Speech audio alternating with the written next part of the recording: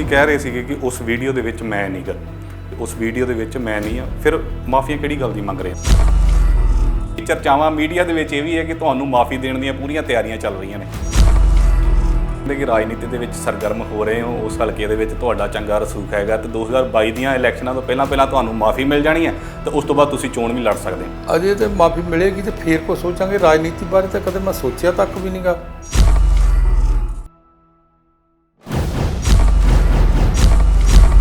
ਜੇ ਮਾਫੀ ਮਿਲ ਜਾਂਦੀ ਹੈ, ਹਾਲਾਂਕਿ ਚਲੋ ਜੇ ਲੱਗ ਰਿਹਾ ਨਾਲ, ਜੇ ਮਾਫੀ ਮਿਲ ਜਾਂਦੀ ਹੈ ਤੇ ਫਿਰ ਅਕਾਲੀ ਦਲ 'ਚ ਹੀ ਰਹੋਗੇ? ਮੈਂ ਅਕਾਲੀ ਦਲ ਦੇ ਤੁਹਾਡੇ ਵਾਲਾ ਪਰਦਾ ਚੁੱਕਣ ਵਾਲਾ ਕੌਣ? ਕਾਂਗਰਸ ਪਾਰਟੀ ਦੀ, ਉਹਦੇ 'ਚ ਤਾਂ ਕੋਈ ਗੁੱਝੀ ਰਹਿ ਹੀ ਨਹੀਂ। ਔਖੇ ਸਮੇਂ ਦੇ ਵਿੱਚ ਤੁਸੀਂ ਕਿਹਾ ਕਿ ਸਾਰੇ ਛੱਡ ਗਏ, ਪਾਰਟੀ ਵਾਲੇ ਵੀ ਛੱਡ ਗਏ, ਆਪਣੇ ਦੋਸਤ ਮਿੱਤਰ ਵੀ ਛੱਡ ਗਏ। ਉਸ ਸਮੇਂ ਜਦੋਂ ਇਹ ਵੀਡੀਓ ਲੀਕ ਹੁੰਦੀ ਆ, ਤੁਹਾਡੇ ਮੁਸੀਬਤ ਸਾਰੇ ਪਾਸੋਂ ਬਣਦੀ ਆ, ਪਰਿਵਾਰ ਦਾ ਕੀ ਰਿਐਕਸ਼ਨ ਸੀਗਾ? ਅੱਛਾ, ਕਈ ਤਾਂ ਇਹ ਕਹਿੰਦੇ ਆ ਵੀ ਠੀਕ ਹੈ, ਜਿਹਨੇ ਲੀਕ ਕੀਤੀ ਗਲਤੀ ਉਹਦੀ ਤਾਂ ਹੈ, ਪਰ ਜਿਹਨੇ ਉਸ ਵੀਡੀਓ ਦੇ ਵਿੱਚ ਕਾਰਾ ਕੀਤਾ ਉਹਦੀ ਕੋਈ ਗਲਤੀ ਨਹੀਂ। ਕੋਈ ਇੱਕ ਉਦਾਹਰਨ ਦਿਓ ਕਿ ਜਿਹਨੇ ਤੁਹਾਡੇ ਤੋਂ ਵੀ ਵੱਧ ਕੀਤੀ ਹੋਵੇ ਗਲਤੀ ਤੇ ਉਹਨੂੰ ਮਾਫੀ ਛੇਤੀ ਦੇਤੀ ਹੋਵੇ। ਮੈਂ ਸਮਝਦਾ ਮੈਂ ਨਾਂ ਲੈ ਕੇ ਤੇ ਕਿਸੇ ਦਾ ਸੁੱਤੇ ਹੋਏ ਕੇਸ ਨੂੰ ਠਾਲਣਾ ਨਹੀਂ ਚਾਹੁੰਦਾ ਕਿ ਕਿਸੇ ਨੂੰ। ਉਹਦਾ ਤੁਸੀਂ ਮੰਨਦੇ ਹੋ ਕਿ ਇਸ ਤੋਂ ਵੀ ਵੱਡੀਆਂ ਗਲਤੀਆਂ ਹੋਈਆਂ ਨੇ? ਜਿਹੜੀ ਵੀਡੀਓ ਵਾਇਰਲ ਹੋਈ ਸੀ ਉਸ ਚੀਜ਼ ਦਾ ਮਲਾਲ ਹੈ? ਕੀ ਮਲਾਲ ਹੈ ਜਿਹੜੀ ਵੀਡੀਓ ਵਾਇਰਲ ਹੋਈ ਸੀ? ਕੋਈ ਨਹੀਂ। ਗਿਲਾ ਕਰਦੇ ਹੋ ਅੱਜ ਕਿ ਅਕਾਲੀ ਦਲ ਵਾਲੇ ਖੜੇ ਨਹੀਂ ਨਾਲ? ਲੱਗਾ ਸਾਹਿਬ, ਪ੍ਰਕਾਸ਼ ਸਿੰਘ ਬਾਦਲ ਤੋਂ ਬਾਅਦ ਤੁਹਾਡਾ ਨਾਮ ਇੱਕ ਟਾਈਮ ਤੇ ਲਿਆ ਜਾਂਦਾ ਸੀਗਾ ਕਿ ਜੇ ਪ੍ਰਕਾਸ਼ ਸਿੰਘ ਬਾਦਲ ਤੋਂ ਬਾਅਦ ਕੋਈ ਹੈ ਤੇ ਉਹ ਸੁੱਚਾ ਸਿੰਘ ਲੰਗਾਹ ਹੈ, ਤੇ ਤੁਹਾਡੀ ਗੱਲ ਪਾਰਟੀ ਦੇ ਵਿੱਚ ਮੋੜੀ ਵੀ ਨਹੀਂ ਸੀ ਜਾਂਦੀ। ਕਿ ਇਹੀ ਕਾਰਨ ਤੇ ਨਹੀਂ ਕਿਤੇ ਨਾ ਕਿਤੇ ਕਿ ਕੱਦ ਐਡਾ ਵੱਡਾ ਹੋ ਗਿਆ ਤੇ ਕਿਤੇ ਆਪਣੇ ਨਹੀਂ ਚੋਟ ਮਾਰੀ? ਜਦੋਂ ਦਿਨ ਚੰਗੇ ਹੁੰਦੇ ਨੇ ਸਾਰੇ ਯਾਰ ਬਣ ਜਾਂਦੇ ਨੇ, ਦੋਸਤ ਬਣ ਜਾਂਦੇ ਨੇ, ਮਿੱਤਰ ਬਣ ਜਾਂਦੇ, ਹਮਦਰਦ ਬਣ ਜਾਂਦੇ ਨੇ, ਤੇ ਜਦੋਂ ਬੰਦੇ ਤੇ ਮੁਸੀਬਤ ਬਣਦੀ ਹੈ, ਮੁਸ਼ਕਲ ਬਣਦੀ ਹੈ, ਤੇ ਫਿਰ ਨੇੜੇ ਤੋਂ ਨੇੜੇ ਦੇ ਮਿੱਤਰ ਵੀ ਜਿਹੜੇ ਨੇ ਪਾਸਾ ਵੱਟ ਜਾਂਦੇ ਨੇ। ਪਰ ਪਾਰਟੀ ਸਾਥ ਵੀ ਕਿੱਦਾਂ ਦਿੰਦੀ? ਜਿਸ ਤਰੀਕੇ ਦੀ ਵੀਡੀਓ ਸੀ, ਜਿਸ ਤਰੀਕੇ ਦੇ ਕੇਸ ਪੈ ਗਏ, ਪਾਰਟੀ ਇਹ ਸੋਚਦੀ ਹੋਊਗੀ ਕਿ ਸਾਡਾ ਨੁਕਸਾਨ ਹੋ ਜਾਊਗਾ ਜੇ ਸੁੱਚਾ ਸਿੰਘ ਲੰਗਾਹ ਦੇ ਨਾਲ ਖੜ ਗਏ। ਜੇ ਤੁਹਾਨੂੰ ਮਿਲਣ ਲਈ ਲੰਬੀਆਂ ਕਤਾਰਾਂ ਲੱਗ ਸਕਦੀਆਂ ਨੇ ਤੇ ਫਿਰ ਸੋਨੂੰ ਲੰਗਾਹ ਨੂੰ ਅੱਗੇ ਕਰਕੇ ਤੁਸੀਂ ਬੈਕਫੁੱਟ ਤੇ ਕੰਮ ਕਰ ਸਕਦੇ ਹੋ। ਨਹੀਂ, ਸੋਨੂੰ ਲੰਗਾਹ ਆਪਣੇ ਥਾਂ ਤੇ ਕੰਮ ਕਰਦਾ ਪਾਰਟੀ ਵਿੱਚ, ਪਾਰਟੀ ਦਾ ਅਹੁਦੇਦਾਰ ਜਿਹੜਾ ਕੋਈ ਮਿਹਨਤ ਕਰੇਗਾ। ਅਸੀਂ ਵੀ ਮਿਹਨਤ ਕਰਦੇ ਰਹੇ ਹਾਂ ਤੇ ਤਾਂ ਹੀ ਅੱਗੇ ਆਏ ਸੀਗੇ। ਜੇ ਕੋਈ ਮਿਹਨਤ ਕਰੂਗਾ ਤੇ ਉਹਨੂੰ ਉਹਦਾ ਫਲ ਪਾਰਟੀ ਦੇਊਗੀ। ਤੁਹਾਡੇ ਹਲਕੇ ਵਾਲੇ ਪਾਸੇ ਚਲੇ ਜਾਂਦੇ ਆ, ਕਹਿੰਦੇ ਕਿ ਮਕੌੜਾ ਪੱਤਨ ਵਾਲਾ ਜਿਹੜਾ ਤੁਹਾਡਾ ਫਾਰਮ ਹਾਊਸ ਆ ਉਹ ਬੜਾ ਚਰਚਾ 'ਚ ਰਹਿੰਦਾ। ਕਹਿੰਦੇ ਕਿ ਤੁਸੀਂ ਦਰਿਆ ਪਾਰ ਬਣਾਇਆ ਆ, ਨਾ ਉੱਤੇ ਕੋਈ ਪੁਲ ਬਣਿਆ ਤੁਹਾਡੇ ਰਹਿੰਦਿਆਂ ਤੱਕ, ਤੇ ਉਹ ਬਾਰਡਰ ਦੇ ਬਿਲਕੁਲ ਨੇੜੇ ਆ। ਉੱਧਰ ਸਮਾਨ ਪਾਕਿਸਤਾਨ ਨੂੰ ਆਉਂਦਾ ਵੀ ਬੜਾ ਤੇ ਜਾਂਦਾ ਵੀ ਬੜਾ। ਨਹੀਂ, ਉਸ ਬਾਈ ਤੋਂ ਕੋਈ ਅੱਜ ਤੱਕ ਫੜਿਆ ਕੋਈ ਨਹੀਂ ਗਿਆ। ਅਕਤੂਬਰ 2017 ਦੇ ਵਿੱਚ ਸ਼੍ਰੋਮਣੀ ਅਕਾਲੀ ਦਲ ਦੇ ਵੱਡੇ ਲੀਡਰ ਸੁੱਚਾ ਸਿੰਘ ਲੰਗਾਹ ਦੀ ਇੱਕ ਵਿਵਾਦਤ ਵੀਡੀਓ ਵਾਇਰਲ ਹੁੰਦੀ ਹੈ, ਜਿਸ ਤੋਂ ਬਾਅਦ ਉਹਨਾਂ ਦੇ ਉੱਪਰ ਕਾਨੂੰਨਨ ਤੌਰ ਦੇ ਉੱਪਰ ਕੇਸ ਚੱਲਦਾ ਹੈ, ਪੰਥ ਦੇ ਵਿੱਚੋਂ ਛੇਕ ਦਿੱਤਾ ਜਾਂਦਾ ਹੈ ਅਤੇ ਪਾਰਟੀ ਦੇ ਵਿੱਚੋਂ ਬਾਹਰ ਦਾ ਰਸਤਾ ਦਿਖਾਇਆ ਜਾਂਦਾ ਹੈ। ਇਹਨਾਂ 4 ਸਾਲਾਂ ਦੇ ਵਿੱਚ ਬਹੁਤ ਵੱਡਾ ਨੁਕਸਾਨ ਸੁੱਚਾ ਸਿੰਘ ਲੰਗਾਹ ਹੋਣਾ ਦਾ ਹੋਇਆ, ਕਿਉਂਕਿ ਬਹੁਤ ਵੱਡਾ ਇੱਕ ਆਧਾਰ ਉਹਨਾਂ ਦੇ ਏਰੀਆ ਦੇ ਵਿੱਚ ਪੂਰੇ ਪੰਜਾਬ ਦੇ ਵਿੱਚ ਮੰਨਿਆ ਜਾਂਦਾ ਸੀ। ਕਿਤੇ ਨਾ ਕਿਤੇ ਉਹਨਾਂ ਦਾ ਨਾਮ SGPC ਦੇ ਪ੍ਰਧਾਨ ਵਜੋਂ ਵੀ ਇੱਕ ਟਾਈਮ ਦੇ ਉੱਪਰ ਲਿਆ ਗਿਆ, ਪਰ ਇਸ ਵੀਡੀਓ ਨੇ ਪਾਸਾ ਹੀ ਪਲਟ ਕੇ ਰੱਖ ਦਿੱਤਾ। ਪਰ ਪਿਛਲੇ 4 ਮਹੀਨਿਆਂ ਤੋਂ ਸੁੱਚਾ ਸਿੰਘ ਲੰਗਾਹ ਲਗਾਤਾਰ ਅਕਾਲ ਤਖਤ ਸਾਹਿਬ ਵਿਖੇ ਸੇਵਾ ਕਰ ਰਹੇ ਨੇ, ਪਾਠ ਕਰ ਰਹੇ ਨੇ ਅਤੇ ਬੇਨਤੀ ਕਰ ਰਹੇ ਨੇ ਕਿ ਜੋ ਪੰਥ ਦੇ ਵਿੱਚੋਂ ਉਹਨਾਂ ਨੂੰ ਛੇਕਿਆ ਗਿਆ ਹੈ, ਜੋ ਭੁੱਲਾਂ ਉਹਨਾਂ ਕੋਲੋਂ ਹੋਈਆਂ ਨੇ, ਇਹ ਬਖਸ਼ ਦਿੱਤੀਆਂ ਜਾਣ। ਸੁੱਚਾ ਸਿੰਘ ਲੰਗਾਹ ਸਾਡੇ ਨਾਲ ਨੇ। ਹਰ ਇੱਕ ਗੱਲ ਦੇ ਉੱਪਰ, ਹਰ ਇੱਕ ਸਵਾਲ ਦੇ ਉੱਪਰ ਉਹਨਾਂ ਦੇ ਕੋਲੋਂ ਜਵਾਬ ਲੈਣ ਦੀ ਕੋਸ਼ਿਸ਼ ਕਰਾਂਗੇ, ਕਿਉਂਕਿ ਇਹ 4 ਸਾਲ ਦਾ ਵਕਬਾ ਸਮਾਜਿਕ ਅਤੇ ਰਾਜਨੀਤਿਕ ਤੌਰ ਦੇ ਉੱਪਰ ਬਹੁਤ ਵੱਡਾ ਉਹਨਾਂ ਨੂੰ ਨੁਕਸਾਨ ਹੋਇਆ। ਗੱਲਬਾਤ ਕਰਦੇ ਹਾਂ, ਮੇਰੇ ਨਾਲ ਸੁੱਚਾ ਸਿੰਘ ਲੰਗਾਹ ਮੌਜੂਦ ਨੇ। ਲੰਗਾਹ ਸਾਹਿਬ, ਸਭ ਤੋਂ ਪਹਿਲਾਂ ਤਾਂ ਸਵਾਗਤ। ਪਹਿਲਾ ਸਵਾਲ ਇਹੀ ਕਿ ਸਮਾਜਿਕ ਤੇ ਰਾਜਨੀਤਿਕ ਤੌਰ ਦੇ ਉੱਪਰ ਤੁਸੀਂ ਕਿੱਡਾ ਕੁ ਵੱਡਾ ਨੁਕਸਾਨ ਮੰਨਦੇ ਹੋ ਇਸ 4 ਸਾਲਾਂ ਦੇ ਵਿੱਚ? ਮੈਂ ਇਹ ਸਮਝਦਾ ਕਿ ਬੜਾ ਦੁਖਦਾਈ ਸਮਾਂ ਇਹ 4 ਸਾਲ ਦਾ ਰਿਹਾ ਵਾ।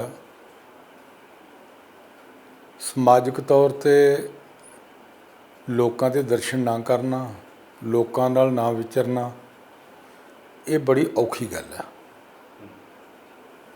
ਪਰ ਮੈਂ ਇਹ ਸਮਝਦਾ ਵਾਂ ਕਿ ਇਹਨਾਂ 4 ਸਾਲਾਂ ਵਿੱਚ ਮੇਰੇ 'ਤੇ ਬੜੀ ਵੱਡੀ ਮੁਸੀਬਤ ਦੇ ਸਮੇਂ ਕੇਸ ਚੱਲਿਆ ਤੇ ਕੇਸ ਵਿੱਚੋਂ ਮੈਂ ਬਰੀ ਹੋ ਗਿਆ। ਲੋਕ ਮੇਰੀਆਂ ਤਰੀਕਾਂ 'ਤੇ ਵੀ ਆਉਂਦੇ ਰਹੇ ਨੇ। ਹਰ ਤਰੀਕ 'ਤੇ 100, 200, 400 ਬੰਦਾ ਆਉਂਦਾ ਰਿਹਾ ਵਾ। ਤੇ ਜਿੱਦਣ ਮੈਂ ਬਰੀ ਹੋਇਆ ਮੈਂ ਲੋਕਾਂ ਨੇ ਬਹੁਤ ਖੁਸ਼ੀ ਮਹਿਸੂਸ ਕੀਤੀ ਹੈ। ਲੋਕਾਂ ਦੇ ਖਿੜੇ ਮੱਥੇ ਵਾਲੇ ਚਿਹਰੇ ਦੇਖ ਕੇ ਤੇ ਮੈਨੂੰ ਹੌਸਲਾ ਮਿਲਦਾ ਰਿਹਾ ਵਾ ਤੇ ਉਹਦੇ ਨਾਲ ਮੈਂ ਸਮਾਜ ਵਿੱਚ ਵਿਚਰਦਾ ਰਿਹਾ ਵਾਂ। ਜਿੱਥੋਂ ਤੱਕ ਰਾਜਨੀਤੀ ਦੀ ਗੱਲ ਹੈ, ਰਾਜਨੀਤੀ ਵਿੱਚ ਮੈਂ ਉੱਪਰਲੀ ਕਤਾਰ ਵਿੱਚ ਸੇਵਾ ਕਰਦਾ ਸੀਗਾ ਜੀ, ਲੇਕਿਨ ਇਹ ਮੁਸੀਬਤ ਬਣਨ ਵਿੱਚ ਮੇਰਾ ਕਿਸੇ ਨੇ ਵੀ ਕੋਈ ਸਾਥ ਨਹੀਂ ਦਿੱਤਾ। ਰਾਜਨੀਤਿਕ ਤੌਰ ਦੇ ਉੱਪਰ ਕਿਸੇ ਨੇ ਤੁਹਾਡਾ ਸਾਥ ਮੇਰਾ ਦਿੱਤਾ? ਕੋਈ ਸਾਥ ਨਹੀਂ ਦਿੱਤਾ। 4 ਸਾਲਾਂ ਵਿੱਚ ਮੇਰੇ ਨਾਲ ਕਿਸੇ ਨੇ ਰਾਬਤਾ ਨਹੀਂ ਕਾਇਮ ਕੀਤਾ, ਨਾ ਮੈਂ ਹੀ ਕਿਸੇ ਨਾਲ ਰਾਬਤਾ ਕਾਇਮ ਕੀਤਾ। ਤੁਸੀਂ ਚਾਹੁੰਦੇ ਸੀਗੇ ਕਿ ਸਾਥ ਕਿਤੇ ਨਾ ਕਿਤੇ ਚਾਹੀਦਾ ਸੀ? ਮੈਂ ਜਿਸ ਪਾਰਟੀ ਵਿੱਚ 30-35 ਸਾਲ ਤੋਂ ਸੇਵਾ ਕੀਤੀ ਹੋਵੇ, ਜਿਵੇਂ ਬੱਚਾ ਬਾਪ ਕੋਲੋਂ ਆਸ ਰੱਖਦਾ ਕਿ ਕਿੰਨੀ ਵੀ ਵੱਡੀ ਗਲਤੀ ਕਿਉਂ ਨਾ ਹੋ ਜਾਵੇ ਤੇ ਬਾਪ ਜਿਹੜਾ ਵਾ ਉਹ ਆਪਣੇ ਬੱਚੇ ਨੂੰ ਛਾਤੀ ਨਾਲ ਲਾਉਂਦਾ। ਇਸੇ ਤਰ੍ਹਾਂ ਇਹ ਮੇਰੀ ਪਾਰਟੀ ਜਿਹੜੀ ਮੇਰੀ ਮਾਂ ਹੀ, ਜਿਹਦੇ ਵਿੱਚ ਮੈਂ 35-40 ਸਾਲ ਕੰਮ ਕੀਤਾ ਵਾ ਬਤੌਰ ਵਰਕਰ ਤੋਂ ਲੀਡਰ ਤੱਕ, ਤੇ ਜਿੱਥੇ ਮੇਰੀ ਡਿਊਟੀ ਪਾਰਟੀ ਲਾਉਂਦੀ ਰਹੀ ਹੈ ਮੈਂ ਉੱਥੇ ਮੌਤ ਦੀਆਂ ਬਾਜ਼ੀਆਂ ਲਾ ਕੇ ਵੀ ਉਹ ਕੰਮ ਜਿਹੜਾ ਵਾ ਪਾਰਟੀ ਦਾ ਕਰਦਾ ਰਿਹਾ ਵਾਂ। ਲੰਗਾ ਸਾਹਿਬ, ਪ੍ਰਕਾਸ਼ ਸਿੰਘ ਬਾਦਲ ਤੋਂ ਬਾਅਦ ਤੁਹਾਡਾ ਨਾਮ ਇੱਕ ਟਾਈਮ ਤੇ ਲਿਆ ਜਾਂਦਾ ਸੀਗਾ ਕਿ ਜੇ ਪ੍ਰਕਾਸ਼ ਸਿੰਘ ਬਾਦਲ ਤੋਂ ਬਾਅਦ ਕੋਈ ਹੈ ਤੇ ਉਹ ਸੁੱਚਾ ਸਿੰਘ ਲੰਗਾ ਹੈ, ਤੇ ਤੁਹਾਡੀ ਗੱਲ ਪਾਰਟੀ ਦੇ ਵਿੱਚ ਮੋੜੀ ਵੀ ਨਹੀਂ ਸੀ ਜਾਂਦੀ। ਕਿ ਇਹੀ ਕਾਰਨ ਤੇ ਨਹੀਂ ਕਿਤੇ ਨਾ ਕਿਤੇ ਕਿ ਕੱਦ ਐਡਾ ਵੱਡਾ ਹੋ ਗਿਆ ਤੇ ਕਿਤੇ ਆਪਣੇ ਨੇ ਚੋਟ ਮਾਰੀ? ਨਹੀਂ, ਇੱਦਾਂ ਦੀ ਕੋਈ ਗੱਲ ਨਹੀਂ ਗੀ, ਪਰ ਜਦੋਂ ਮੁਸ਼ਕਲ ਆਉਂਦੀ ਹੈ ਸਾਰੇ ਛੱਡ ਕੇ ਨੱਠ ਜਾਂਦੇ ਨੇ। ਜਦੋਂ ਦਿਨ ਚੰਗੇ ਹੁੰਦੇ ਨੇ ਸਾਰੇ ਯਾਰ ਬਣ ਜਾਂਦੇ ਨੇ, ਦੋਸਤ ਬਣ ਜਾਂਦੇ, ਮਿੱਤਰ ਬਣ ਜਾਂਦੇ, ਹਮਦਰਦ ਬਣ ਜਾਂਦੇ ਨੇ, ਤੇ ਜਦੋਂ ਬੰਦੇ 'ਤੇ ਮੁਸੀਬਤ ਬਣਦੀ ਹੈ, ਮੁਸ਼ਕਲ ਬਣਦੀ ਹੈ, ਤੇ ਫਿਰ ਨੇੜੇ ਤੋਂ ਨੇੜੇ ਦੇ ਮਿੱਤਰ ਵੀ ਜਿਹੜੇ ਨੇ ਪਾਸਾ ਵੱਟ ਜਾਂਦੇ ਨੇ। ਇਹੋ ਜਿਹਾ ਸਮਾਂ ਜਿਹੜਾ ਵਾ ਮੇਰੇ 'ਤੇ ਆਇਆ ਵਾ, ਤੇ ਮੈਂ ਆਸ ਰੱਖਦਾ ਸੀਗਾ ਵੀ ਮੈਨੂੰ ਜਿਹੜੀ ਮੇਰੀ ਮਾਂ ਪਾਰਟੀ ਹੈ, ਜਿਹਦੇ ਵਿੱਚ ਮੈਂ ਇੰਨਾ ਲੰਬਾ ਸਮਾਂ ਕੰਮ ਕੀਤਾ ਵਾ, ਜਿਹਦੇ ਬਾਰੇ ਮੈਂ ਕਦੇ ਵੀ ਕੋਈ ਬੁਰੀ ਗੱਲ ਸੁਣ ਵੀ ਨਹੀਂ ਸੀ ਸਕਦਾ, ਉਸ ਪਾਰਟੀ ਕੋਲੋਂ ਆਸ ਤਾਂ ਮੈਂ ਰੱਖਦਾ ਸੀਗਾ ਵੀ ਉਹਦੇ ਵਿੱਚੋਂ ਕੋਈ ਨਾ ਕੋਈ ਪਰਿਵਾਰ ਦਾ ਮੈਂਬਰ ਜਿਹੜਾ ਵਾ ਮੇਰੀ ਇਹ ਸੌਖੀ ਘੜੀ ਵਿੱਚ ਮੇਰੀ ਪਿੱਠ 'ਤੇ ਹੱਥ ਰੱਖੂਗਾ। ਪਰ ਪਾਰਟੀ ਸਾਥ ਵੀ ਕਿੱਦਾਂ ਦਿੰਦੀ? ਜਿਸ ਤਰੀਕੇ ਦੀ ਵੀਡੀਓ ਸੀ, ਜਿਸ ਤਰੀਕੇ ਦੇ ਕੇਸ ਪੈ ਗਏ, ਪਾਰਟੀ ਇਹ ਸੋਚਦੀ ਹੋਊਗੀ ਕਿ ਸਾਡਾ ਨੁਕਸਾਨ ਹੋ ਜਾਊਗਾ ਜੇ ਸੁੱਚਾ ਸਿੰਘ ਲੰਗਾ ਦੇ ਨਾਲ ਖੜ ਗਏ। ਮੈਂ ਇਹ ਸਮਝਦਾ ਵਾਂ ਕਿ ਮਹਾਰਾਜਾ ਰਣਜੀਤ ਸਿੰਘ ਬਾਦਸ਼ਾਹ ਸੀਗਾ ਪੰਜਾਬ ਦਾ, ਜੀ, ਉਹਦੇ 'ਤੇ ਵੀ ਇਹ ਕੇਸ ਬਣਿਆ ਸੀਗਾ, ਤੇ ਉਹਨੂੰ ਰਾਜ ਵਾਲੇ ਲੋਕ ਛੱਡ ਕੇ ਤੇ ਨਹੀਂ ਗਏ, ਉਹਨੂੰ ਮਾਫੀ ਦਵਾਈ ਸੀਗੀ, ਉਹਦੇ ਨਾਲ ਖਲੋਤੇ ਸੀਗੇ। ਗਲਤੀ ਤਾਂ ਹਰ ਇਨਸਾਨ ਕੋ ਹੋ ਸਕਦੀ ਹੈ,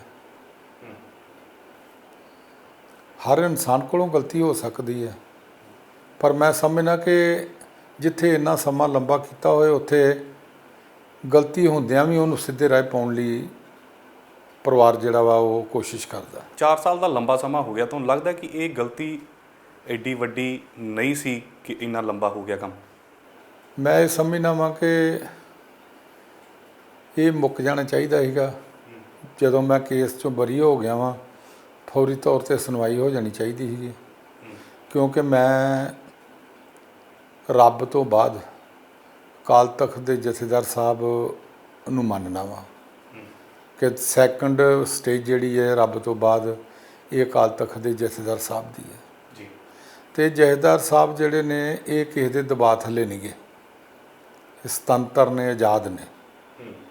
ਤੇ ਮੈਂ ਬਹੁਤ ਸਾਰੀਆਂ ਦਰਖਾਸਤਾਂ ਦਿੱਤੀਆਂ, ਮੈਂ ਬੇਨਤੀਆਂ ਕੀਤੀਆਂ ਨੇ, ਮੇਰੇ ਮਾਂ-ਬਾਪ ਨੇ ਵੀ ਬੇਨਤੀ ਕੀਤੀ ਹੈ, ਅਸੀਂ ਮਿੰਨਤਾਂ ਬਹੁਤ ਕੀਤੀਆਂ ਨੇ, ਪਰ ਪਤਾ ਨਹੀਂ ਕੀ ਕਾਰਨ ਹੈ, ਮੇਰੀ ਜ਼ਿੰਦਗੀ ਦਾ ਕੀ ਆਪਣੇ ਖੜੋਤ ਆਈ ਹੈ ਕਿ ਸਿੰਘ ਸਾਹਿਬ ਨੇ ਜਿਹੜੀ ਹੈ ਉਹ ਅਜੇ ਗੌਰ ਨਹੀਂ ਕੀਤੀ। ਕੋਈ ਗਿਣਤੀ ਹੈ ਚਿੱਠੀਆਂ ਦੀ ਕਿ ਕਿੰਨੀਆਂ ਚਿੱਠੀਆਂ ਤੁਸੀਂ ਲਿਖ ਚੁੱਕੇ ਹੋ? ਅਣਗਿਣਤ ਚਿੱਠੀਆਂ ਜਿਹੜੀਆਂ ਨੇ ਅਸੀਂ ਦਿੱਤੀਆਂ ਨੇ, ਸੰਗਤ ਦੇ ਵਿੱਚੋਂ ਵੀ ਲੋਕ ਬਹੁਤ ਸਾਰੇ ਮਿਲੇ ਨੇ, ਤੇ ਮੈਨੂੰ ਰੱਬ 'ਤੇ ਭਰੋਸਾ ਵਾ ਕਿ ਮੈਨੂੰ ਰੱਬ ਨੇ ਮੇਰੀ ਬਾਂਹ ਫੜਨੀ ਹੈ, ਤੇ ਰੱਬ ਕਦੇ ਵੀ ਕਿਸੇ ਨੂੰ ਸਜ਼ਾ ਨਹੀਂ ਦਿੰਦਾ, ਉਹਦੇ ਘਰ 'ਚ ਮਾਫੀ ਹੈ, ਦੇਰ ਹੈ ਅੰਧੇਰ ਨਹੀਂ।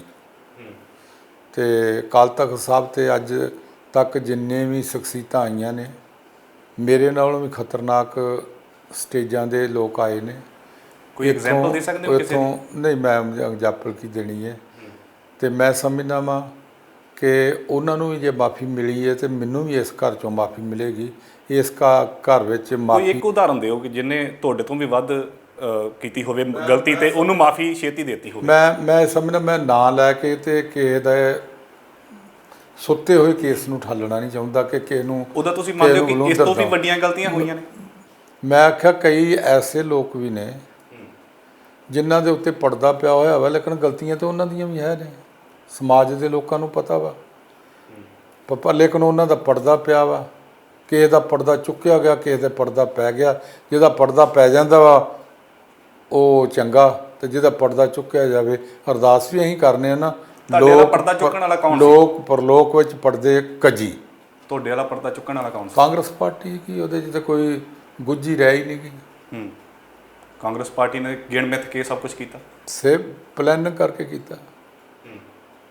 ਅੱਛਾ, ਇੱਕ ਥੋੜਾ ਜਿਹਾ ਮੇਰਾ ਨਿੱਜੀ ਸਵਾਲ ਹੈ ਕਿ ਔਖੇ ਸਮੇਂ ਦੇ ਵਿੱਚ ਤੁਸੀਂ ਕਿਹਾ ਕਿ ਸਾਰੇ ਛੱਡ ਗਏ, ਪਾਰਟੀ ਵਾਲੇ ਵੀ ਛੱਡ ਗਏ, ਆਪਣੇ ਦੋਸਤ ਮਿੱਤਰ ਵੀ ਛੱਡ ਗਏ। ਉਸ ਸਮੇਂ ਜਦੋਂ ਇਹ ਵੀਡੀਓ ਲੀਕ ਹੁੰਦੀ ਆ, ਤੁਹਾਡੇ ਮੁਸੀਬਤ ਸਾਰੇ ਪਾਸੋਂ ਬਣਦੀ ਆ, ਪਰਿਵਾਰ ਦਾ ਕੀ ਰਿਐਕਸ਼ਨ ਸੀਗਾ? ਮੈਂ ਸਮਝਦਾ ਕਿ ਮੇਰੇ ਦੋਵੇਂ ਬੇਟੇ, ਮੇਰੇ ਜਵਾਈ ਜਿਹੜੇ ਨੇ, ਉਹ ਮੇਰੇ ਨਾਲ ਇਸ ਤਰ੍ਹਾਂ ਚੰਬੜ ਗਏ ਵੀ ਜਿਨ੍ਹਾਂ ਦੇ ਨਾਲ ਮੈਨੂੰ ਬਹੁਤ ਹੌਸਲਾ ਮਿਲਿਆ। ਨਹੀਂ ਤੇ ਇਸ ਸਟੇਜ 'ਤੇ ਬੰਦਾ ਜਿਹੜਾ ਵਾ ਆਤਮ ਹੱਤਿਆ ਵੀ ਕਰ ਸਕਦਾ ਵਾ, ਕੋਈ ਹੋਰ ਵੀ ਫੈਸਲਾ ਲੈ ਸਕਦਾ ਵਾ।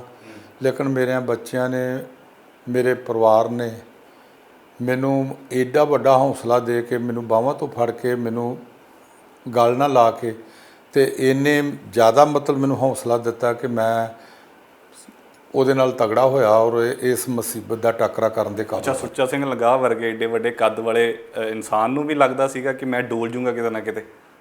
ਇਹ ਇੱਕ ਦ੍ਰਿਸ਼ ਹੀ ਇਸ ਤਰ੍ਹਾਂ ਦਾ ਸੀਗਾ ਵੀ ਜਿਹੜਾ ਇਹਨਾਂ ਨੇ ਕੀਤਾ ਵਾ, ਧੀਆਂ ਵਿੱਚ, ਪੁੱਤਰਾਂ ਵਿੱਚ, ਬੱਚਿਆਂ ਵਿੱਚ ਬੰਦੇ ਲਈ ਖਲੋਣਾ, ਬਹਿਣਾ, ਉਹਦਾ ਟਾਕਰਾ ਕਰਨਾ, ਮੈਂ ਸਮਝਦਾ ਕਿ ਮੌਤ ਵਰਗਾ ਸੀ। ਪਰ ਫਿਰ ਵੀ ਰੱਬ ਨੇ ਕਿਰਪਾ ਕੀਤੀ, ਪਰਮੇਸ਼ਰ ਨੇ ਸ਼ਕਤੀ ਦਿੱਤੀ ਤੇ ਇਸ ਭਿਆਨਕ ਦੌਰ ਵਿੱਚੋਂ ਮੈਂ ਨਿਕਲ ਗਿਆ। ਅੱਛਾ, ਕਈ ਤਾਂ ਇਹ ਕਹਿੰਦੇ ਆ ਵੀ ਠੀਕ ਹੈ, ਜਿਹਨੇ ਲੀਕ ਕੀਤੀ ਗਲਤੀ ਉਹਦੀ ਤਾਂ ਹੈ, ਪਰ ਜਿਹਨੇ ਉਸ ਵੀਡੀਓ ਦੇ ਵਿੱਚ ਕਾਰਾ ਕੀਤਾ ਉਹਦੀ ਕੋਈ ਗਲਤੀ ਨਹੀਂ। ਮੈਂ ਸਮਝਦਾ ਉਹਨਾਂ ਤੇ ਸਾਫ਼ ਹੀ ਕਹਿ ਦਿੱਤਾ ਵੀ ਮੈਂ ਹੈ ਹੀ ਨਹੀਂ, ਇਹ ਫੇਕ ਬਣਾਈ ਹੋਈ ਹੈ। ਇਸੇ ਬਣਾ ਤੇ ਅਦਾਲਤ ਨੇ ਬਰੀ ਕੀਤਾ, ਉਹਨੇ ਕਿਹਾ ਫੇਕ ਬਣਾਈ ਹੋਈ ਹੈ। ਹੁਣ ਇਹੀ ਸਵਾਲ ਹੁੰਦਾ ਕਿ ਉਸ ਔਰਤ ਵੱਲੋਂ ਕੇਸ ਵੀ ਵਾਪਸ ਲੈ ਲਿਆ ਗਿਆ, ਤੁਸੀਂ ਬਰੀ ਹੋ ਗਏ ਉਹਦੇ ਵਿੱਚੋਂ, ਕਾਨੂੰਨ ਤੌਰ ਦੇ ਉੱਪਰ ਤੁਸੀਂ ਕਲੀਨ ਚਿੱਟ ਤੁਹਾਨੂੰ ਮਿਲੀ। ਕਿਸੇ ਨੇ ਕੇਸ ਵਾਪਸ ਨਹੀਂ ਲਿਆ। ਕੇਸ ਦੀ ਸਪੈਸ਼ਲ ਬਹਿਸ ਹੋਈ ਹੈ ਜੀ, ਕੇਸ ਦੀਆਂ ਗਵਾਹੀਆਂ ਹੋਈਆਂ ਨੇ, ਬਹਿਸ ਹੋਈ ਹੈ, 30-35 ਗਵਾਹ ਹੋਏ ਨੇ। ਕੇਸ ਦਾ ਫੈਸਲਾ ਜੱਜ ਸਾਹਿਬ ਨੇ ਆਖਰੀ ਲਿਆ ਵਾ। ਉਹੀ ਗੱਲ ਹੈ ਕਿ ਤੁਸੀਂ ਬਰੀ ਹੋ ਗਏ, ਤੁਹਾਨੂੰ ਕਾਨੂੰਨ ਤੌਰ ਦੇ ਉੱਪਰ ਕਲੀਨ ਚਿੱਟ ਮਿਲ ਗਈ। ਫਿਰ ਐਡਾ ਕਿਉਂ ਇੱਧਰ, ਜੇ ਆਪਾਂ ਧਾਰਮਿਕ ਤੌਰ 'ਤੇ ਦੇਖਿਆ ਜਾਵੇ, ਪੰਥ 'ਚ ਅਜੇ ਤੱਕ ਕਿਉਂ ਨਹੀਂ ਤੁਹਾਨੂੰ ਇਨਵੋਲਵ ਕੀਤਾ ਜਾ ਰਿਹਾ? ਰਾਜਨੀਤਿਕ ਮੰਨਦੇ ਹੋ ਕਿ ਪੱਖ ਹੋ ਸਕਦਾ? ਮੈਂ ਇਹ ਸਮਝਦਾ ਵਾਂ ਕਿ ਇਹ ਸਵਾਲ ਸਿੰਘ ਸਾਹਿਬ ਤੋਂ ਹੈ ਬਣਦਾ ਵਾ ਵੀ ਉਹਨੇ ਕਿਉਂ ਨਹੀਂ ਅਜੇ ਮਤਲਬ ਕੀਤਾ। ਮੈਂ ਤੇ ਸਿੰਘ ਸਾਹਿਬ ਨੂੰ ਰੱਬ ਤੋਂ ਬਾਅਦ ਸੈਕੰਡ ਨੰਬਰ 'ਤੇ ਉਹਨਾਂ ਨੂੰ ਸਮਝਦਾ ਵਾਂ। ਮੈਂ ਤੇ ਉਹਨਾਂ ਨਾਲ ਕੋਈ ਦਲੀਲਬਾਜ਼ੀ ਵੀ ਨਹੀਂ ਕਰ ਸਕਦਾ। ਜੋ ਉਹਨਾਂ ਦਾ ਹੁਕਮ ਹੈ ਮੇਰੇ ਲਈ ਰੱਬ ਦਾ ਹੁਕਮ ਹੈ। ਅੱਛਾ, ਇਹਨਾਂ 4 ਸਾਲਾਂ ਦੇ ਬਾਅਦ ਮੁਲਾਕਾਤ ਤੁਹਾਡੇ ਨਾਲ ਮੇਰੀ ਹੋਈ ਤਾਂ ਸਿਹਤ ਪੱਖੋਂ ਵੀ ਬੜੇ ਕਮਜ਼ੋਰ, ਤੇ ਅੱਜ ਗੱਲ ਦੇ ਵਿੱਚ ਬੜਕ ਵੀ ਬੜੀ ਘੱਟ ਲੱਗ ਰਹੀ ਹੈ। ਇਹਨਾਂ 4 ਸਾਲਾਂ ਦੇ ਵਿੱਚ ਨਿਮਰਤਾ ਵੀ ਮੈਨੂੰ ਲੱਗਦਾ ਕਿ ਬਹੁਤ ਤੁਹਾਡੇ 'ਚ ਆ ਗਈ। ਜਦੋਂ ਮੁਸੀਬਤ ਹੁੰਦੀ ਹੈ ਨਾ, ਫਿਰ ਬੰਦਾ ਬਾਣੀ ਨਾਲ ਜੁੜਦਾ, ਰੱਬ ਨਾਲ ਜੁੜਦਾ ਵਾ, ਅਕਾਲ ਪੁਰਖ ਨਾਲ ਜੁੜਦਾ ਵਾ। ਅਤੇ ਜਦੋਂ ਅਕਾਲ ਪੁਰਖ ਨਾਲ ਜੁੜਦਾ ਫਿਰ ਨਿਮਰਤਾ ਜਿਹੜੀ ਵੱਧ ਜਾਂਦੀ ਹੈ। ਜਦੋਂ ਉਹਨੂੰ ਕੋਈ ਸਹਾਰਾ ਨਹੀਂ ਗਾ ਮਿਲਦਾ ਸਿਵਾਏ ਰੱਬ ਤੋਂ, ਅਤੇ ਫਿਰ ਨਿਮਰਤਾ ਆਪਣੇ ਆਪ ਹੀ ਵੱਧ ਜਾਂਦੀ ਹੈ। ਅੱਛਾ, ਇੱਕ ਸਵਾਲ ਮੇਰਾ ਪਿੱਛੇ ਰਹਿ ਗਿਆ ਕਿ ਜਦੋਂ ਰਿਐਕਸ਼ਨ ਥੋੜ੍ਹਾ ਨਿੱਜੀ ਸਵਾਲ ਹੈ ਕਿ ਉਦੋਂ ਫਿਰ ਪਤਨੀ ਦਾ ਜਾਂ ਤੁਹਾਡੇ ਜਿਹੜੇ ਪਰਿਵਾਰਕ ਮੈਂਬਰ, ਠੀਕ ਹੈ, ਤੁਹਾਡੇ ਬੇਟਿਆਂ ਨੇ ਤੁਹਾਨੂੰ ਸੰਭਾਲਿਆ, ਤਾਂ ਉਹਨਾਂ ਦਾ ਰਿਐਕਸ਼ਨ ਕੀ ਸੀਗਾ? ਸਾਥ ਉਹਨਾਂ ਨੇ ਮੇਰੇ ਮੋਢੇ ਨਾਲ ਮੋਢਾ ਜੋੜ ਕੇ ਖਲੋਤੇ ਨੇ। ਤੁਹਾਡੇ ਮਨ 'ਚ ਆਉਂਦਾ ਸੀਗਾ ਕਿ ਮੈਂ ਸਮਝਦਾ ਸੀਗਾ ਵੀ ਇਹ ਬੜੀ ਔਖੀ ਘੜੀ ਹੈ, ਪਰ ਮੇਰਾ ਪਰਿਵਾਰ ਜਿਹੜਾ ਵਾ, ਰਿਸ਼ਤੇਦਾਰ ਆ, ਮੇਰੇ ਦੋਸਤ ਮਿੱਤਰ ਮੈਨੂੰ ਚੰਬੜ ਹੀ ਗਏ। ਮੈਨੂੰ ਉਹਨਾਂ ਨੇ ਇੰਨੀ ਸ਼ਕਤੀ ਦਿੱਤੀ, ਇੰਨੀ ਆਸ਼ੀਰਵਾਦ ਦਿੱਤੀ ਕਿ ਉਹਨਾਂ ਦੀ ਆਸ਼ੀਰਵਾਦ ਦੇ ਨਾਲ ਮੈਂ ਬਹੁਤ ਤਗੜਾ ਹੋਇਆ ਵਾਂ। ਮੇਰਾ ਕੋਈ ਦੋਸਤ ਮੇਥੋਂ ਪਰਾਂ ਨਹੀਂ ਗਿਆ, ਮੇਰੇ ਕੋਈ ਰਿਸ਼ਤੇਦਾਰ ਮੇਥੋਂ ਪਰਾਂ ਨਹੀਂ ਗਿਆ, ਮੇਰੇ ਕੋਈ ਪਰਿਵਾਰ ਦਾ ਜੀ ਨਹੀਂ ਜਿਹਨੇ ਮੇਰੇ ਨਾਲ ਨਫ਼ਰਤ ਕੀਤੀ ਹੋਵੇ, ਤੇ ਮੇਰੇ ਦੁੱਖ ਦੇ ਵਿੱਚ ਉਹ ਮੇਰੀ ਜਾਨ ਬਣ ਗਏ।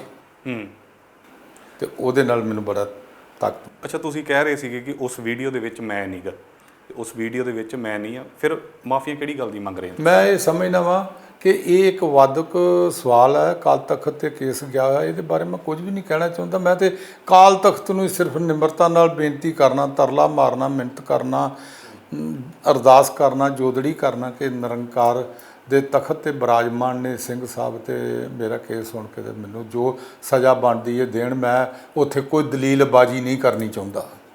ਜੋ ਵੀ ਉਹ ਸਜ਼ਾ ਦੇਣਗੇ, ਜੋ ਵੀ ਉਹ ਕਹਿਣਗੇ, ਤੁਹਾਨੂੰ ਮੇਰੇ ਖਿਰੇ ਮੱਥੇ ਮੈਂ ਪ੍ਰਵਾਨ ਕਰਾਂਗਾ।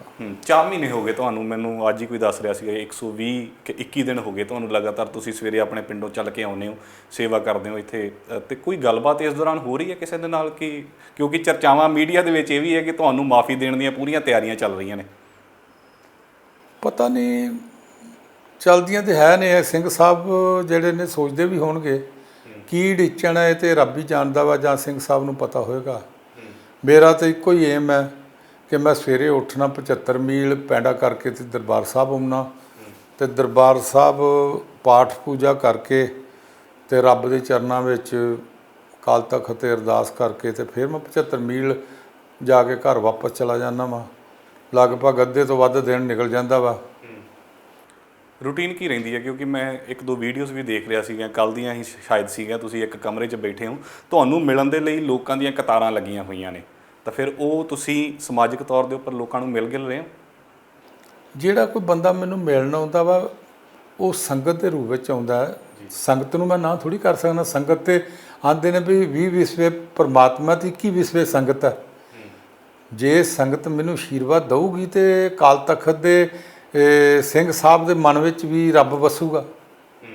ਸੰਗਤ ਨੂੰ ਨਾ ਥੋੜ੍ਹੀ ਕੀਤੀ ਜਾਏ, ਸੰਗਤ ਦੀ ਤਾਂ ਧੂੜੀ ਮੱਥੇ ਤੇ ਲਾਉਣੀ ਚਾਹੀਦੀ ਹੈ। ਇਹਦਾ ਦੂਜਾ ਪੱਖ ਇਹ ਹੈ, ਕਹਿੰਦੇ ਕਿ ਰਾਜਨੀਤੀ ਦੇ ਵਿੱਚ ਸਰਗਰਮ ਹੋ ਰਹੇ ਹੋ, ਉਸ ਹਲਕੇ ਦੇ ਵਿੱਚ ਤੁਹਾਡਾ ਚੰਗਾ ਰਸੂਖ ਹੈਗਾ, ਤੇ 2022 ਦੀਆਂ ਇਲੈਕਸ਼ਨਾਂ ਤੋਂ ਪਹਿਲਾਂ ਤੁਹਾਨੂੰ ਮਾਫੀ ਮਿਲ ਜਾਣੀ ਹੈ, ਤੇ ਉਸ ਤੋਂ ਬਾਅਦ ਤੁਸੀਂ ਚੋਣ ਵੀ ਲੜ ਸਕਦੇ ਹੋ।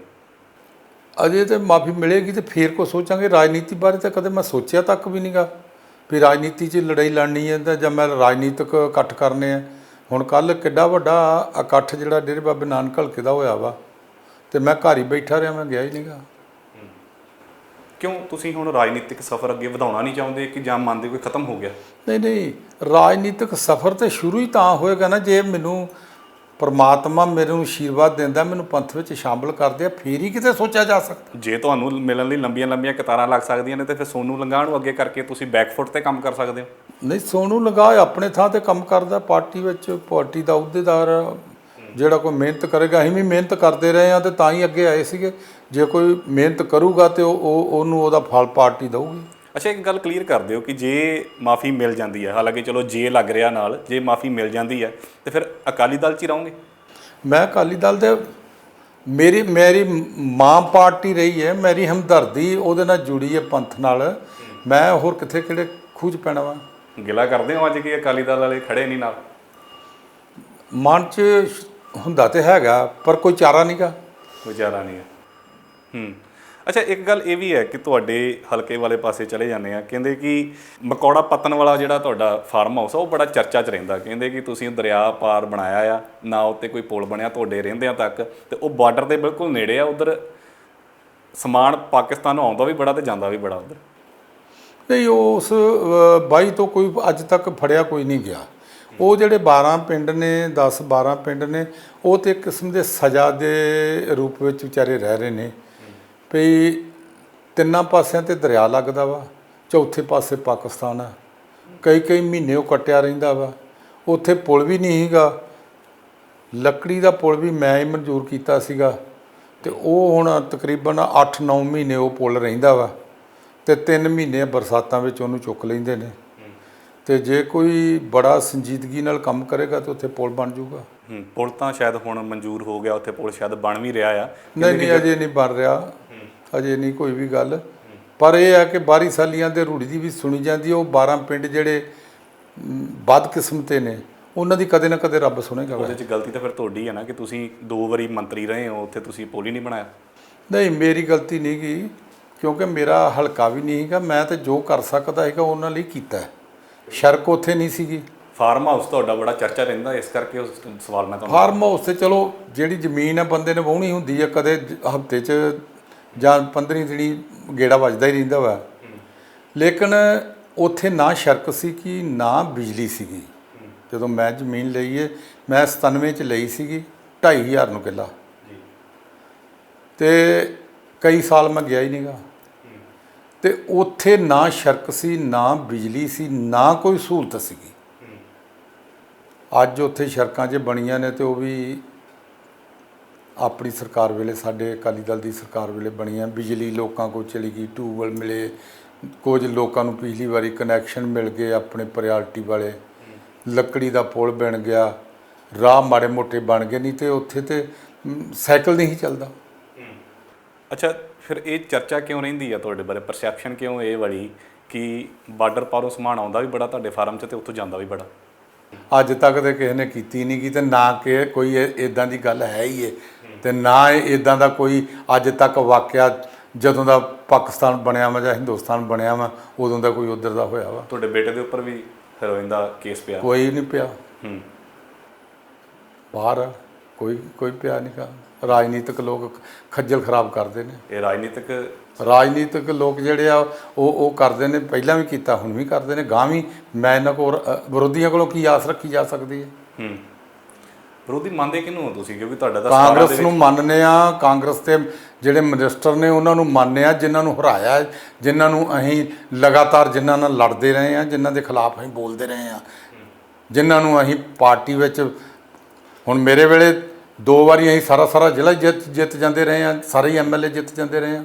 ਮੈਂ 30 ਸਾਲ ਲਗਾਤਾਰ ਮੈਂ ਜ਼ਿਲ੍ਹੇ ਦਾ ਪ੍ਰਧਾਨ ਰਿਹਾ ਹਾਂ, ਅਤੇ ਅਸੀਂ 2 ਵਾਰੀ ਸਰਕਾਰ ਬਣੀ ਜਿਹੜੀ ਜਿਹਦੇ 'ਚ ਮੈਂ ਵਜ਼ੀਰ ਰਿਹਾ ਹਾਂ, ਸਾਰੇ MLA ਜਿੱਤ ਜਾਂਦੇ ਰਹੇ ਹਾਂ। ਅੱਛਾ, 17 ਦੇ ਵਿੱਚ ਜੋ ਤੁਹਾਡਾ ਕੱਦ ਸੀਗਾ, ਕਿਉਂਕਿ 2 ਵਾਰੀ ਤੁਸੀਂ ਮੰਤਰੀ ਰਹੇ ਅਤੇ 1045 ਵੋਟਾਂ ਦੇ ਨਾਲ ਤੁਸੀਂ ਰੰਧਾਵਾ ਸਾਹਿਬ ਹੋਣਾ ਤੋਂ ਹਾਰੇ, ਉਹਦੇ ਵਿੱਚ ਕਮੀ ਕੀ ਲੱਗੀ ਕਿ ਲਗਾਤਾਰ ਜਿੱਤਦੇ ਆਏ ਇਸ ਕਰਕੇ ਕਿ ਜਾਂ ਕੋਈ ਹੋਰ ਚੱਕਰ? ਉਦੋਂ ਸਰਕਾਰ ਦੇ ਖਿਲਾਫ 10 ਸਾਲ ਲਗਾਤਾਰ ਸਰਕਾਰ ਸੀਗੀ, ਅਤੇ ਸਰਕਾਰ ਦੇ ਲੋਕ ਖਿਲਾਫ ਸੀ।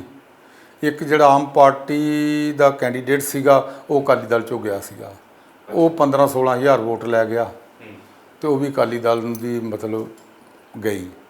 ਅਤੇ ਆਮ ਪਾਰਟੀ ਨੇ ਪੰਜਾਬ 'ਚ ਹੀ ਖੋਰਾ ਲਾਇਆ ਸੀਗਾ, ਅਤੇ ਮੈਂ ਹੀ 1100 ਵੋਟ 'ਤੇ ਰਹਿ ਗਏ। ਕੋਈ ਬਹੁਤੀ ਵੱਡੀ ਗੱਲ ਨਹੀਂ ਸੀਗੀ। ਹਲਕੇ ਦੇ ਵਿੱਚ ਫਿਰ ਪਿਛਲੇ 4 ਸਾਲਾਂ ਤੋਂ ਸੋਨੂ ਲੰਗਾ ਹੋਣੀ ਐਕਟਿਵ ਨੇ? ਆਹੋ, ਜਾਂਦਾ ਪਾਰਟੀ ਉਹਨੂੰ ਜੋ ਡਿਊਟੀ ਦਿੰਦੀ ਹੈ ਉਹ ਨਿਭਾਉਂਦੇ ਨੇ। ਅਤੇ ਜੇ ਇੱਧਰੋਂ ਮਾਫੀ ਮਿਲ ਜਾਂਦੀ ਹੈ ਅਤੇ ਪਾਰਟੀ ਡਿਊਟੀ ਦਿੰਦੀ ਹੈ, ਤੁਸੀਂ ਲੜਨ ਨੂੰ ਤਿਆਰ ਹੋ? ਚੋਣ ਲੜਨ ਵਾਲੀ ਤਾਂ ਅਜੇ ਮੈਂ ਕਦੇ ਸੋਚਿਆ ਵੀ ਨਹੀਂਗਾ ਵੀ ਮੈਂ ਇਲੈਕਸ਼ਨ ਲੜਨੀ ਹੈ। ਮੈਂ ਤਾਂ ਅਜੇ, ਮੈਨੂੰ ਪੰਥ ਵਿੱਚ ਸ਼ਾਮਿਲ ਕਰਨਗੇ, ਫਿਰ ਮਾਈਂਡ ਮੇਰਾ ਬਣੇਗਾ, ਮੇਰਾ ਮਨ ਬਣੇਗਾ, ਅਤੇ ਫਿਰ ਹੀ ਹੈ ਨਾ ਕਿਤੇ ਕੋਈ। ਅਜੇ ਤਾਂ ਕੀ ਪਤਾ ਮਨ ਬਣਨਾ ਕਿ ਨਹੀਂ ਬਣਨਾ। ਅੱਛਾ, ਇਹ ਆਪਾਂ ਕਲੀਅਰ ਕਰ ਦਈਏ ਲੋਕਾਂ ਨੂੰ ਵੀ ਜਿਹੜੀ ਤੁਸੀਂ ਪਿਛਲੇ 4 ਮਹੀਨਿਆਂ ਤੋਂ ਸੇਵਾ ਕਰ ਰਹੇ ਹੋ ਜਾਂ ਉੱਥੇ ਜਾ ਰਹੇ ਹੋ, ਇਹਦੇ ਵਿੱਚ ਰਾਜਨੀਤਿਕ ਕੋਈ ਮਫਾਦ ਨਹੀਂ ਹੈ? ਨਹੀਂ, ਇਹਦੇ 'ਚ ਕਾਹਦੇ ਗੁਰੂ ਮਹਾਰਾਜ ਦੇ, ਅਤੇ ਜਿੰਨਾ ਮੈਂ ਕਹਿੰਦਾ ਵਾਂ, ਇਹ ਗੁਰੂ ਦੇ ਮਹਾਰਾਜ ਦੇ ਜਿੰਨੇ ਗੇੜੇ ਮਾਰੇ ਨੇ, ਮੈਂ ਗੁਰੂ ਘਰ ਦੇ ਵਿੱਚੋਂ ਬਰੀ ਹਾਂ, ਅਤੇ ਗੁਰੂ ਮੈਨੂੰ ਸ਼ਕਤੀ ਦਊਗਾ, ਗੁਰੂ ਮੈਨੂੰ ਆਸ਼ੀਰਵਾਦ ਦਊਗਾ, ਗੁਰੂ ਮੇਰਾ ਜ਼ਿੰਦਗੀ ਦਾ ਰਸਤਾ ਅਗਲਾ ਖੋਲੂਗਾ। ਇਹ ਤਾਂ ਇੱਕ ਕਿਸਮ ਦੀ ਇਸੇ ਨਾਲ ਮੇਰੀ ਬੰਦਗੀ ਸ਼ੁਰੂ ਹੋ ਗਈ। ਮੈਨੂੰ ਕੋਈ ਬੋਝ ਨਹੀਂ ਵੀ ਮੈਂ ਰੋਜ਼ ਅਕਾਲ ਤਖ਼ਤ 'ਤੇ ਆਉਂਦਾ ਵਾਂ, ਕੋਈ ਮੇਰੇ ਮਨ 'ਤੇ ਬੋਝ ਨਹੀਂਗਾ। ਅੱਛਾ, ਆਖਰੀ ਸਵਾਲ ਆ ਮੇਰਾ ਕਿ ਜਿਹੜੀ ਵੀਡੀਓ ਵਾਇਰਲ ਹੋਈ ਸੀ ਉਸ ਚੀਜ਼ ਦਾ ਮਲਾਲ ਹੈ? ਕੀ ਮਲਾਲ ਹੈ? ਜਿਹੜੀ ਵੀਡੀਓ ਵਾਇਰਲ ਹੋਈ ਸੀ ਕੋਈ ਨਹੀਂ, ਮਲਾਲ ਕੋਈ ਨਹੀਂ। ਤੁਸੀਂ ਅੱਜ ਵੀ ਕਹਿੰਦੇ ਹੋ ਕਿ ਉਸ ਵੀਡੀਓ 'ਚ ਤੁਸੀਂ ਨਹੀਂ? ਮੈਂ ਇਹ ਵਾਦ ਵਾਲੇ ਸਵਾਲ 'ਚ ਮੈਂ ਤੁਹਾਨੂੰ ਪਹਿਲਾਂ ਜਵਾਬ ਦੇ ਚੁੱਕਾ ਕਿ ਮੇਰਾ ਜਿਹੜਾ ਅਕਾਲ ਤਖ਼ਤ ਦੇ ਨਾਲ ਮੈਂ ਜੁੜਿਆ ਹੋਇਆ, ਅਕਾਲ ਤਖ਼ਤ 'ਤੇ ਕੇਸ ਗਿਆ, ਮੈਂ ਇਹਦੇ ਬਾਰੇ ਮੈਂ ਕੁਝ ਨਹੀਂ ਕਹਿ ਸਕਦਾ। ਕਿਉਂਕਿ ਇਸ ਕਰਕੇ, ਕਿਉਂਕਿ ਕਾਨੂੰਨ ਤੌਰ ਦੇ ਉੱਪਰ ਤਾਂ ਤੁਸੀਂ ਬਰੀ ਹੋ ਗਏ, ਤਾਂ ਹੁਣ ਅਕਾਲ ਤਖ਼ਤ ਸਾਹਿਬ ਮੈਂ ਕਾਨੂੰਨ ਨੂੰ ਵੀ ਇੱਕ ਲਾਂਭੇ ਛੱਡਣਾ ਵੀ ਮੇਰਾ ਕੇਸ ਹੀ ਅਕਾਲ ਤਖ਼ਤ 'ਤੇ ਆ। ਮੈਂ ਕਾਨੂੰਨ ਵਾਲੇ ਪਾਸੇ 'ਤੇ ਤੁਰਦਾ ਹੀ ਨਹੀਂਗਾ ਵੀ ਜੋ ਅਕਾਲ ਤਖ਼ਤ ਫੈਸਲਾ ਕਰੂਗਾ ਮੇਰੇ ਲਈ ਉਹ ਰੱਬ ਦਾ ਫੈਸਲਾ, ਅਤੇ ਮੈਂ ਉਹਨੂੰ ਪ੍ਰਵਾਨ ਕਰਾਂਗਾ, ਕਿਸੇ ਵੀ ਤਰ੍ਹਾਂ ਦਾ ਫੈਸਲਾ ਹੋਊਗਾ। ਤਾਂ ਆਖਰ ਦੇ ਵਿੱਚ ਕੋਈ ਆਪਣੇ ਹਲਕੇ ਦੇ ਜਾਂ ਪੰਜਾਬ ਦੇ ਲੋਕਾਂ ਨੂੰ ਕੁਝ ਕਹਿਣਾ ਚਾਹੁੰਦੇ ਹੋ? ਕਿਉਂਕਿ ਲੋਕ ਬੜੇ ਨਾਰਾਜ਼ ਨੇ। ਮੈਂ ਸ਼੍ਰੋਮਣੀ ਕਮੇਟੀ ਦੀ ਐਗਜ਼ੈਕਟਿਵ ਨੂੰ, ਧਰਮ ਪ੍ਰਚਾਰ ਕਮੇਟੀ ਦੇ ਮੈਂਬਰ ਸਾਹਿਬਾਨਾਂ ਨੂੰ, ਸ਼੍ਰੋਮਣੀ ਕਮੇਟੀ ਦੇ ਪ੍ਰਧਾਨ ਨੂੰ, ਧਾਰਮਿਕ ਸ਼ਖਸੀਅਤਾਂ ਨੂੰ, ਸਾਧੂ ਸੰਤਾਂ ਨੂੰ, ਮਹਾਂਪੁਰਸ਼ਾਂ ਨੂੰ ਚਰਨਾਂ ਵਿੱਚ ਮੈਂ ਹੱਥ ਜੋੜ ਕੇ ਬੇਨਤੀ ਕਰਨਾ ਕਿ ਮੇਰੀ ਸਿਰ ਤੇ ਹੱਥ ਰੱਖੋ ਤੇ ਮੈਨੂੰ ਪੰਥ ਵਿੱਚ ਵਾਪਸ ਕਰਾਓ, ਮੈਨੂੰ ਰੱਬ ਕੋਲੋਂ ਆਸ਼ੀਰਵਾਦ ਦਿਵਾਓ। ਮੇਰੇ ਲਈ ਜੀਣਾ ਔਖਾ ਵਾ। ਧੰਨਵਾਦ ਲੰਗਾਹ ਸਾਹਿਬ ਗੱਲਬਾਤ ਕਰਨ ਦੇ ਲਈ। ਸੋ ਵਿਭਾਗ ਤਰੀਕੇ ਦੇ ਨਾਲ ਸੁੱਚਾ ਸਿੰਘ ਲੰਗਾਹ ਹੋਣਾ ਨੇ ਗੱਲਬਾਤ ਕੀਤੀ ਹੈ, ਕਿਉਂਕਿ ਕਈ ਤਰ੍ਹਾਂ ਦੇ ਵਿਵਾਦ, ਲੋਕ ਵੀ ਬੜੇ ਨਾਰਾਜ਼ ਨੇ ਇਹਨਾਂ ਤੋਂ ਕਿ ਜਿਹੜਾ ਐਡੇ ਵੱਡੇ ਕੱਦ ਦਾ ਲੀਡਰ ਹੋਵੇ ਤਾਂ ਜਦੋਂ ਵਿਵਾਦ ਵੀਡੀਓ ਵਾਲਾ ਜੁੜਿਆ ਤਾਂ ਉਸ ਤੋਂ ਬਾਅਦ ਸਿਆਸੀ ਅਤੇ ਸਮਾਜਿਕ ਤੌਰ ਤੇ ਬਹੁਤ ਵੱਡਾ ਇਹਨਾਂ ਨੂੰ ਨੁਕਸਾਨ ਹੋਇਆ। ਪਰ ਹੁਣ ਇਹ ਪਿਛਲੇ 4 ਮਹੀਨਿਆਂ ਤੋਂ ਲਗਾਤਾਰ ਸ਼੍ਰੀ ਅਕਾਲ ਤਖਤ ਸਾਹਿਬ ਜਾ ਕੇ ਸੇਵਾ ਕਰ ਰਹੇ ਨੇ, ਪਾਠ ਕਰ ਰਹੇ ਨੇ ਅਤੇ ਬੇਨਤੀ ਕਰ ਰਹੇ ਨੇ ਕਿ ਮੈਨੂੰ ਪੰਥ ਦੇ ਵਿੱਚ ਸ਼ਾਮਲ ਕੀਤਾ ਜਾਵੇ। ਇੱਕ ਗੱਲ ਹੋਰ ਇਹਨਾਂ ਨੇ ਨਾਲ ਵੱਡੀ ਆਖੀ ਕਿ ਪਰਿਵਾਰ ਦੇ ਵੱਲੋਂ ਇਹਨਾਂ ਨੂੰ ਬਹੁਤ ਵੱਡਾ ਸਾਥ ਮਿਲਿਆ, ਨਹੀਂ ਤਾਂ ਮਨ ਦੇ ਵਿੱਚ ਇਹਨਾਂ ਦੇ ਵੀ ਆ ਰਿਹਾ ਸੀ ਕਿ ਕਿਤੇ ਨਾ ਕਿਤੇ ਜੀਵਨ ਲੀਲਾ ਖਤਮ ਕਰ ਦਿੱਤੀ ਜਾਵੇ, ਕਿਉਂਕਿ ਸਮਾਜ ਦੇ ਵਿੱਚ ਵਿਚਰਨਾ ਬਹੁਤ ਔਖਾ ਹੋ ਗਿਆ ਸੀ। ਤਾਂ ਆਉਣ ਵਾਲੇ ਦਿਨਾਂ ਦੇ ਵਿੱਚ ਦੇਖਦੇ ਹਾਂ, ਕਿਉਂਕਿ ਚਰਚਾਵਾਂ ਇਹ ਚੱਲ ਰਹੀਆਂ ਨੇ ਕਿ 2022 ਦੀਆਂ ਚੋਣਾਂ ਤੋਂ ਪਹਿਲਾਂ ਸੁੱਚਾ ਸਿੰਘ ਲੰਗਾਹ ਨੂੰ ਮਾਫੀ ਦੇ ਕੇ ਸਿਆਸਤ ਦੇ ਵਿੱਚ ਮੁੜ ਤੋਂ ਲਿਆਂਦਾ ਜਾਵੇਗਾ, ਪਰ ਇਹ ਆਉਣ ਵਾਲਾ ਸਮਾਂ ਹੀ ਦੱਸੇਗਾ ਕਿ ਕਿਸ ਤਰੀਕੇ ਦਾ ਹੋਵੇਗਾ। ਕੈਮਰਾਮੈਨ ਪਰਵਿੰਦਰ ਅਤੇ ਮਨੀਸ਼ ਦੇ ਨਾਲ ਮਨਦੀਪ ਸਿੰਘ, ਡੇਲੀ ਪੋਸਟ ਪੰਜਾਬੀ, ਅੰਮ੍ਰਿਤਸਰ।